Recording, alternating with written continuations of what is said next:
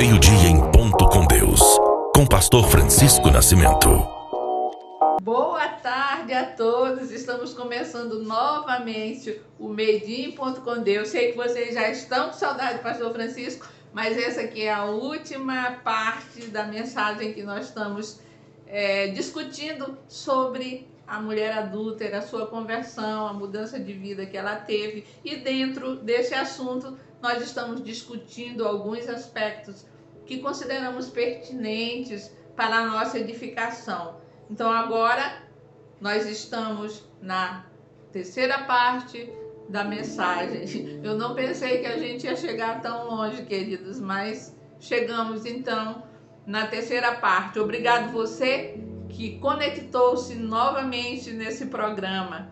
Ajude-nos a fazer crescer, que a palavra do Senhor possa realmente avançar. Compartilhe se você gostou, deixe o seu like, deixe o seu comentário, que o Pastor Francisco sempre lê os comentários que chegam até ele. E muitas vezes esses comentários são tão edificantes que vocês não sabem como fazem bem ao coração daquele que leva a palavra de Deus. Então, nós falamos da última vez sobre o senso de pecado, mas eu queria continuar um pouquinho ainda desse assunto, falando que nós, às vezes, temos também aquela ideia, de que não existe pecadinho nem pecadão, Nós sempre pensamos assim, tudo é pecado. Não existe pecadinho nem pecadão, tudo é pecado. É verdade. Toda essa transgressão, toda essa agressão ao caráter de Deus, todas essas coisas que nós já comentamos, que eu não vou repetir, são pecados. Mas nós podemos deduzir pela palavra que nem todo pecado será medido da mesma maneira, ou seja, nem todos vão ter a mesma penalidade, vamos dizer assim, Aqueles que não são perdoados, logicamente, não vão ter a mesma penalidade, ou seja, vai ser no coração de Deus que ele vai fazer esse julgamento. Então, nem todos os pecados terão a mesma intensidade de penalidade. Então, Mateus 23, 14, nos diz assim, Jesus falando, Ai de vós, doutores da lei e fariseus, hipócritas, porque devorais as casas das viúvas e para disfarçar, ensinais longas orações. E por isso recebereis castigo mais severo. Então, poderia ter outras discussões, mas esse texto deixa nós entendermos que nem todos os pecados serão o mesmo castigo, serão medidos da mesma maneira. É certo que tudo é pecado, mas vai caber a Deus, como ele vai então tratar conosco por esses pecados. Tem também as pessoas que lutam contra as suas fraquezas, contra aqueles hábitos arraigados, lutam para não continuar nesses pecados. Então, essas atitudes são bem diferentes daquelas quando a pessoa peca deliberadamente, num atrevido desafio a Deus, se recusa ao arrependimento. Aí, infelizmente, essas atitudes tornam a morte espiritual certa, ou seja, a condenação da alma. Então, quando nós nos aproximamos mais de Deus, o nosso senso de pecado cada dia é mais apurado e nos leva a perceber melhor, essa luta entre o bem e o mal, o certo e o errado. E aí nós começamos a discernir melhor, a fazer as nossas escolhas com um passo atrás, pensando melhor, procurando conhecer a vontade de Deus. E a esperança para aqueles contritos, ou seja, aquelas pessoas que reconhecem seus pecados, que se atiram aos pés do Senhor, que pedem perdão e pedem a graça, Ninguém é tão iníquo, gente. Ninguém caiu tão profundo no pecado que não possa receber o perdão e a graça vindo dos céus. Outra coisa que eu quero conversar com vocês é sobre a reação que nós temos em relação aos pecadores. E aí nós vimos ali no texto de João 8, 1:11, a mulher foi pega em flagrante pecado de adultério. Ela foi levada por seus acusadores a Jesus, posta diante de todos ali. Ela foi colocada em pé diante de todos. O pecado dela foi revelado. A sentença já estava praticamente definida, né? E esperavam o pronunciamento de Jesus. Podemos observar ali como a mulher pecadora foi tratada, né? Expuseram a vergonha dela diante de todos. Ela foi humilhada, ela foi acusada, foi considerada impura, indigna. Não houve condescendência por parte daqueles religiosos acusadores. Naquele momento eles estavam no papel do próprio Satanás, né? A palavra nos fala lá em Apocalipse 12 que Satanás que é o acusador, ele que acusa, né? E no finalzinho do versículo diz que ele mesmo os denuncia de dia e de noite perante Deus. Ele é acusador. Não estou lendo todo, irmãos, para que a gente possa terminar hoje. Então, aqueles ali, eles ficaram no papel de Satanás, de acusadores. E como aquela mulher foi tratada? Nós estamos falando sobre a nossa reação em relação aos pecadores. E nós temos que pensar, irmãos, que aquela mulher, ela foi sortuda, vamos dizer assim, né? Porque foi uma péssima ideia daqueles acusadores levarem justamente na presença de Jesus e eles perguntarem: e tu, o que dizes a esse respeito? Eles queriam deixar Jesus na saia justa, como se diz, né? As opções que ele deram a Jesus iriam condená-lo de qualquer maneira. Se ele negasse o apedrejamento, ele estaria sendo contra a lei de Moisés, ele estaria sendo contra ali a lei de Moisés. Se ele consentisse no apedrejamento, ele estava sendo contra o Império Romano, porque como havia dominação do Império Romano naquela época, só o Império Romano podia condenar alguém, ninguém mais podia condenar. Por isso é que nós percebemos ali durante aquele processo acusatório, né, de Jesus, que Jesus foi levado a Pilatos, Jesus foi levado a Herodes, depois Jesus voltou de novo para Pilatos, embora os religiosos judeus já tinham condenado Jesus, mas eles precisavam deferição daquela condenação, precisava que o Império Romano colocasse o selo de que aquela condenação era legal, que aquela morte era legal. Eles não levaram logo Jesus para ser crucificado porque eles não podiam, era o Império Romano que tinha esse direito. Então eles pensaram que com essas opções Jesus ia ficar sem saída, ou uma coisa ou outra, Jesus ia cair em contradição. E tem mais uma coisa, eles também queriam que Jesus se contradizesse na frente daquelas pessoas, porque Jesus proclamava que ele viera, né, para salvar. Então ele não poderia de maneira nenhuma se contradizer naquilo. Eu quero só ler o texto que eu separei sobre isso.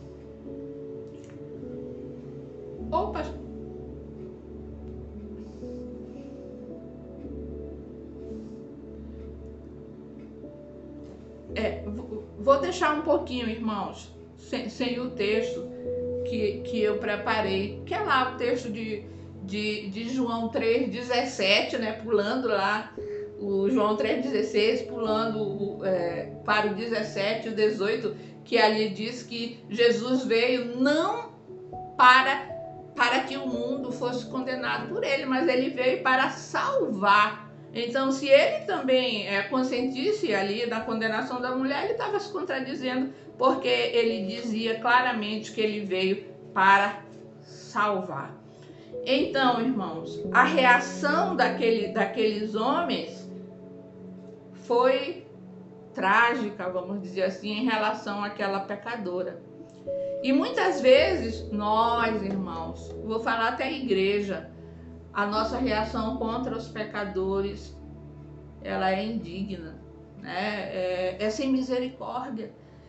Nós não demonstramos graça nenhuma por esses irmãos pecadores. Ao contrário, muitas vezes a nossa atitude é de Satanás. é a atitude de acusação. Existem até algumas denominações que expõem aquele que peca na frente de uma assembleia, ou tiram-o da comunhão da ceia. Até denominações que excluem porque acham que não há mais condição daquela pessoa ser recuperada, de ter sua vida restaurada. E nós sabemos, irmãos, que isso são míseros homens que se arrogam o direito de afastar alguém da comunhão com o próprio Deus. Muitas vezes nós agimos dessa maneira, envergonhamos, nós humilhamos, irmãos, as pessoas, nós fofocamos, nós aceitamos aquela condenação, nós procuramos a condenação. E aí, irmãos, às vezes a nossa reação pelo pecado. E nós temos que pensar, irmãos, que apesar do pecado ser individual, os danos do pecado, os danos que vêm desse pecado é um dano espiritual social. Ou seja, a igreja é ferida. Quando eu falo corpo de Cristo, o corpo de Cristo é ferido. A humanidade é corrompida. A natureza chega a desequilíbrio. Nós temos que deixar a justiça de Deus agir. O pecado, ele é individual, mas os danos dele, irmãos, é social. Eu não quero nem... Lembram de Acã? Acã pegou lá os despojos que eram proibidos e todo o exército, e uma grande parte, porque Josué não mandou todo, mas uma grande parte do exército de Israel foi dizimado pelo pecado de Acã. Pecado, foi só ele que pecou, mas tudo ali foi atingido, todo aquele exército que foi para a batalha foi dizimado por causa do pecado. Lembra dos espias? O povo de Israel caminhou 40 anos no deserto pela atitude dos espias. Embora havia dito, esses aqui vão cair no deserto, aqueles que pecaram não vão entrar na terra prometida, caíram no deserto, mas todo o povo foi penalizado a andar 40 anos no deserto. O pecado é social. Pode pecar lá na Argentina, onde for, irmãos, em qualquer lugar desse planeta, o pecado atinge tanto a igreja como a humanidade, como a natureza. Lembra de Adão? O pecado foi de Adão, mas depois que Adão pecou, a natureza começou a produzir ervas daninhas, abrolhos, começou a aparecer os insetos pertilentos. A natureza foi afetada. Então o pecado é muito sério, irmãos. Não se glorie porque alguém pecou, porque os danos desse pecado não é só para aquela pessoa, mas é um dano social. E pela graça de Deus não é irreparável. Então vamos pensar, não nos gloriemos porque ninguém pecou. Mas a nossa atitude, irmãos, quando nós ouvimos sobre pecado, a nossa atitude deveria ser de choro, de pesar, de humilhação, irmãos. Essa deveria ser a nossa atitude diante do pecado. Chorar, irmãos. Alguém foi um assassino, ele merece, vamos chorar por essa ação.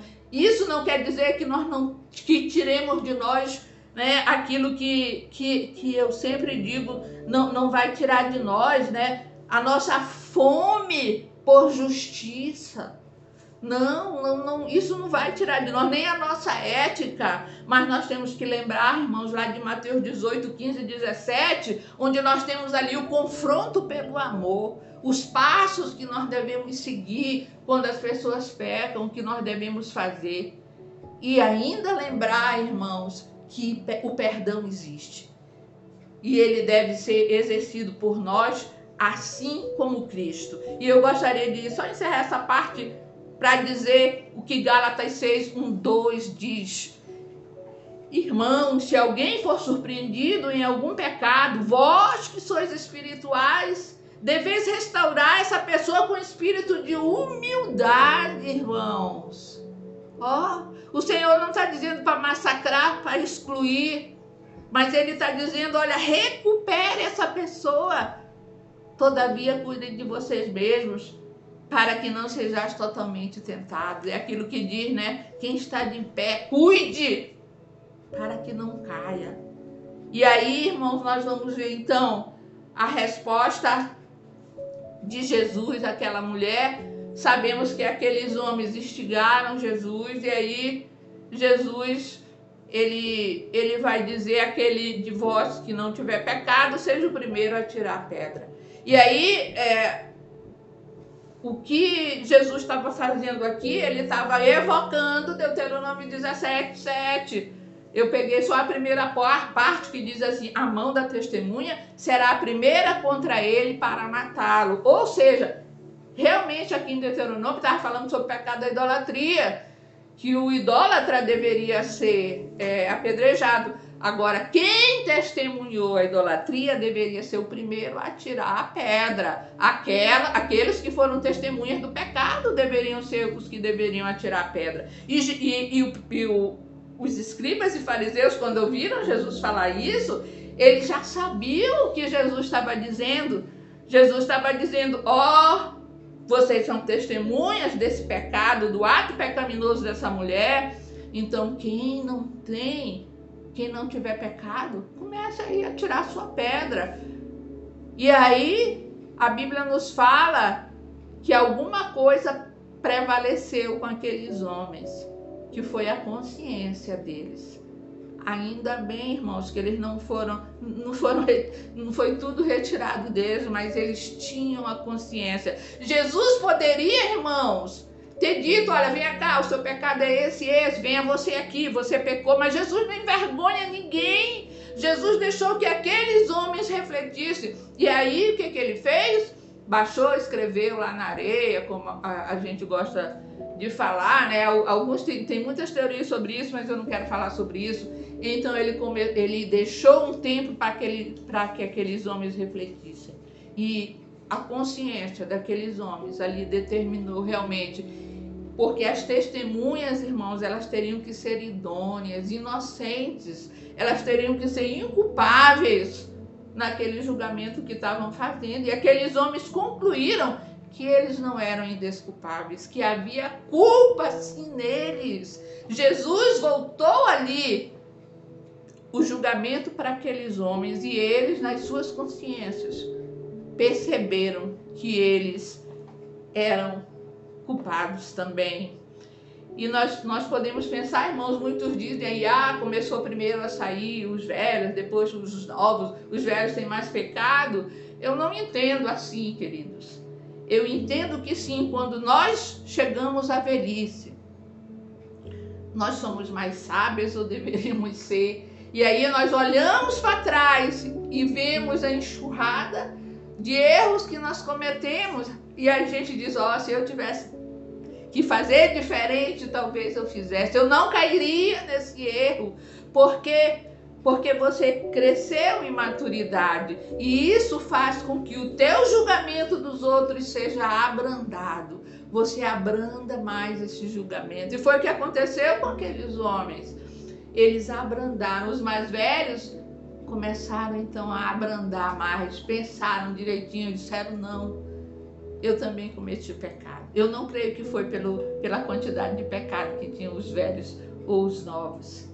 E aí, queridos, nós vamos ver então que eles saíram, ficou só a mulher ali. Irmãos, eu acho que deve ter sido um momento tão maravilhoso, porque aquela mulher encontrou-se com o perdão verdadeiro. Ele não viu mais ninguém e ele disse: mulher, ninguém te condenou? Ela falou: não, Senhor. E aqui eu quero, porque a gente às vezes fica pensando nessa mulher, ela não teve muitos passos aí de arrependimento, né? Então, foi um encontro, deve ter sido, foi a primeira vez então que a mulher interage com Jesus, que ela diz: não, Senhor. Eu acredito que já havia uma interação interior, né? Já havia uma interação espiritual, porque aquela mulher, embora ela não diga eu me arrependi ou alguma coisa nesse nível, mas ela reconhece ali: Senhor. E eu vejo aqui que nós podemos pensar, né, lá em Mateus 18, 21, 22, né, quando Pedro perguntou para Jesus, né, Senhor, até quantas vezes meu irmão pecar contra mim, eu tenho de perdoá-lo? Até 7 vezes? Veja bem, Pedro, ele não disse que era para perdoar 7 vezes. Jesus lhe respondeu, não te direi até 7 vezes, mas sim até 70 vezes 7. E aí, queridos, era costume, os rabinos ensinavam que tinha que se perdoar 3 vezes. Pedro já deu lá, né, como ele era sanguíneo, ele já deu um salto, dizendo 7 vezes, mas ele não afirmou, ele perguntou a Jesus. E aí Jesus vem, né, então ali com aquela expressão numérica, filosófica dele, dizendo 70 vezes 7.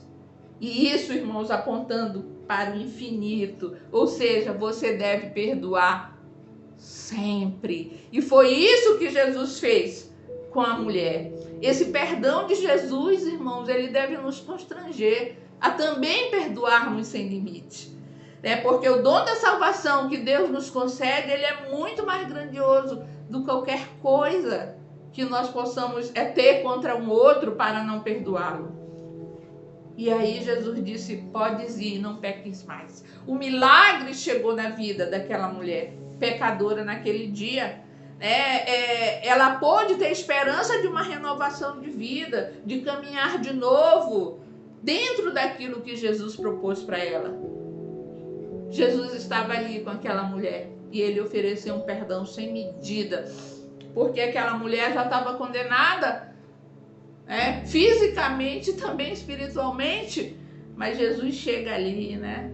E ele diz, olha, só não peques mais, vai, eu também não te condeno. Jesus demonstra misericórdia, né? Jesus demonstra empatia, Jesus demonstra o seu amor.